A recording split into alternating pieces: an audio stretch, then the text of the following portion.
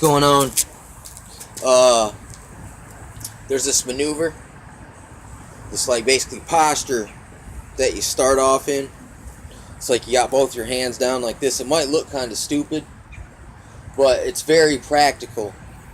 If someone goes to kick you in the crotch, your hands are already in the way to block it.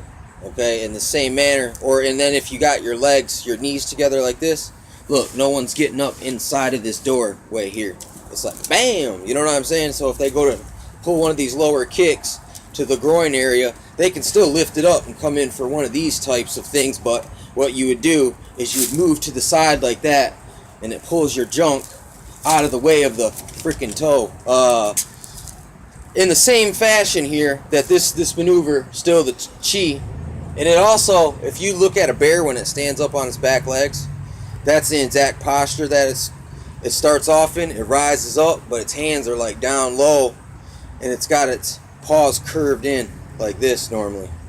A lot of the kung fu postures are based on how the bears stand. It's weird. Same thing with the roundedness of the legs even.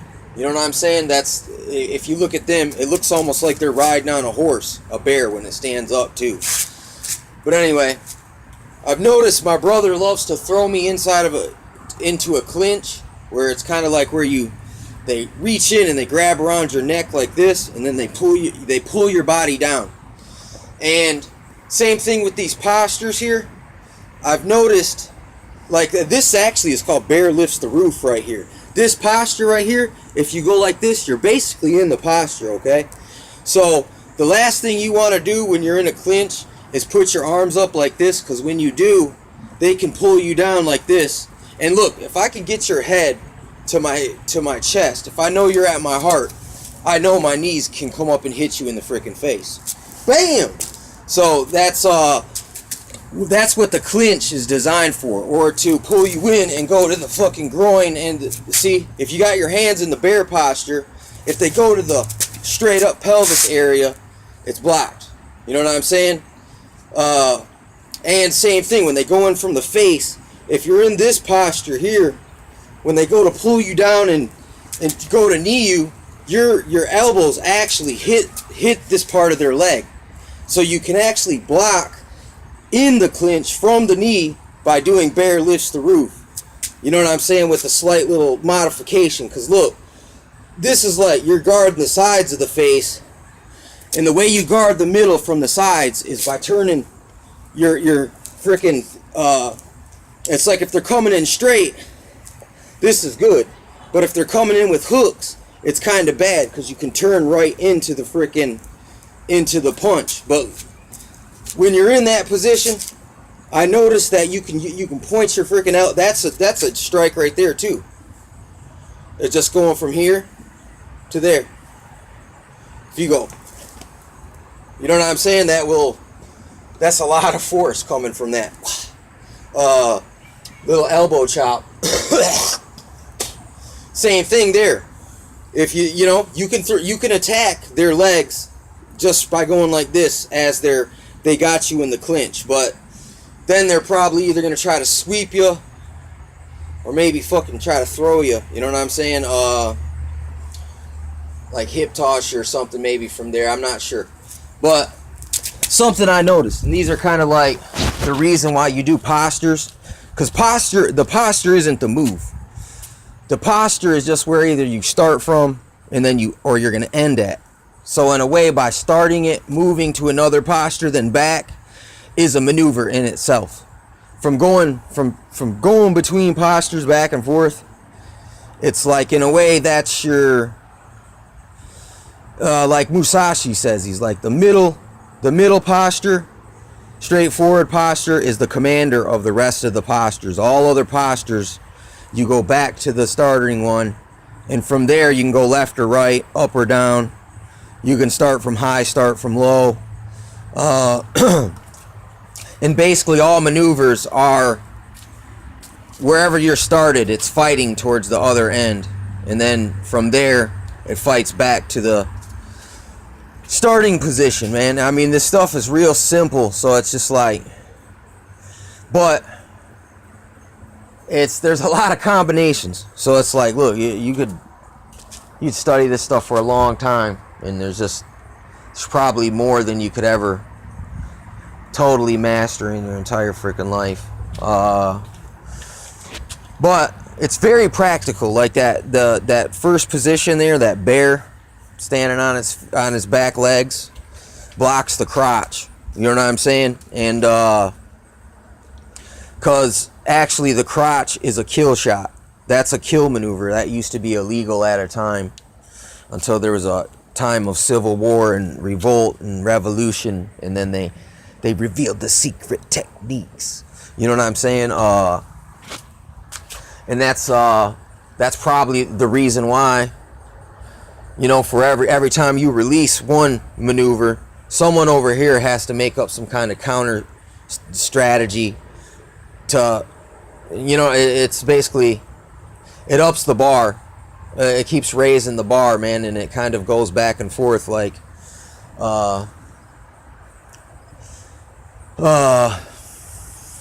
you could see that in UFC too, kind of like with the ground and pound for a while.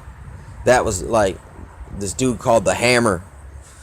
Ground and pound, man, just beat everyone forever. And then the game had to evolve into a way that ain't the main strategy that they use anymore. You know what I'm saying? It's actually, now they've got so good at freaking fighting.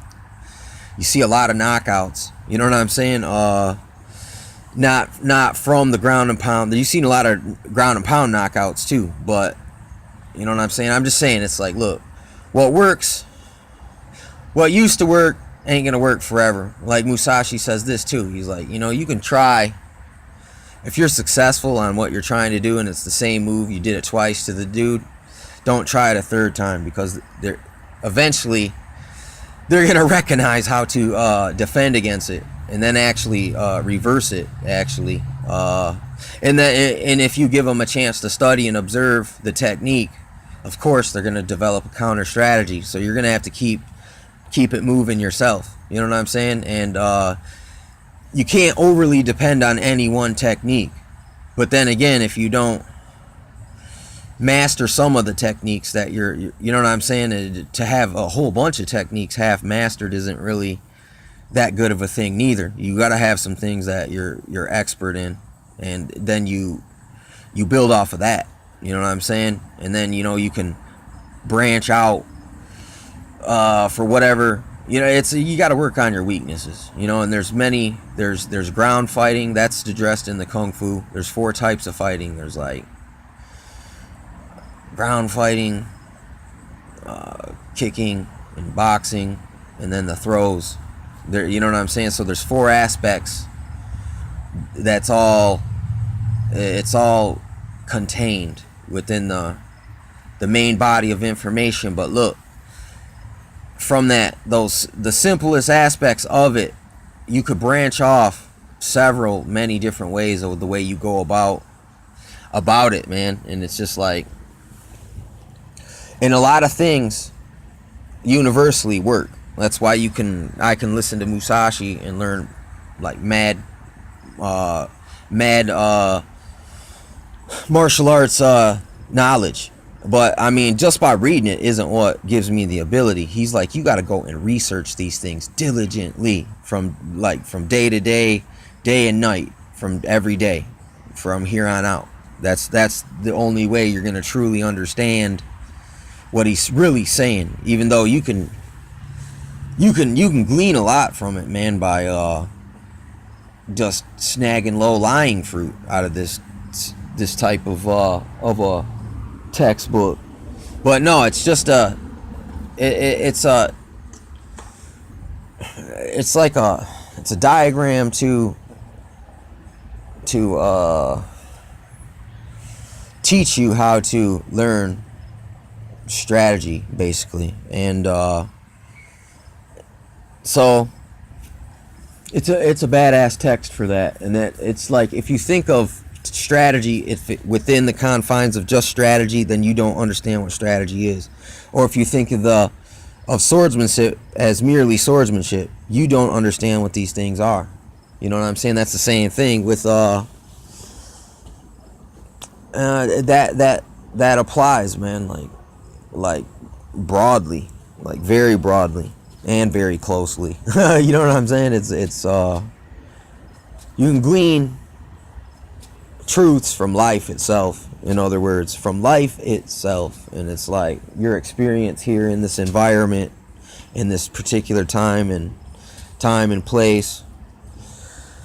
You know, you can glean so much information if you train yourself. You know what I'm saying? Through diligent research. You know what I'm saying? And I think you got to have the sincere desire to want it.